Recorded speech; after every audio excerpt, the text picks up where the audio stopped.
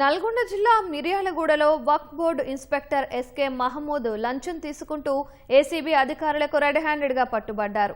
ఓ బాధితుడికి సంబంధించిన సప్లిమెంటరీ రిపోర్టును ఈవోకు ఇవ్వడానికి వక్ఫ్ board inspector 10,000 లంచం డిమాండ్ చేశాడు.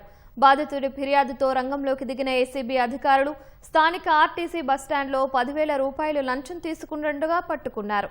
మహమూద్పై కేసు నమోదు చేసిన ఏసీబీ అధికారులు నల్గొండలోని వక్ఫ్ బోర్డు కార్యాలయంలో విచారించారు.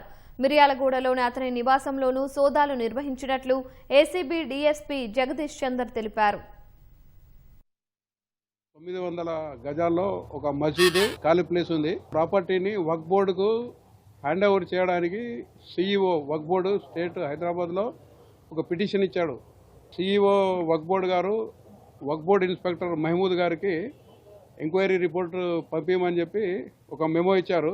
ఆ రిపోర్టు సీఈఓకు పంపడానికి గాను ఈ 10,000 రూపాయలు లంచం డిమాండ్ చేశాడని మాకు నల్గొండ రేంజ్ ఆఫీస్కి వచ్చి ఈ నెలలో కంప్లైంట్ ఇచ్చాడు. మహమూద్ గారిని మిర్యాలగూడ బస్టాండ్ పట్టుకొని కస్టడీ తీసుకున్నాము. బోర్డు ఇన్స్పెక్టర్ ఇల్లు మిర్యాలగూడ ఉంది.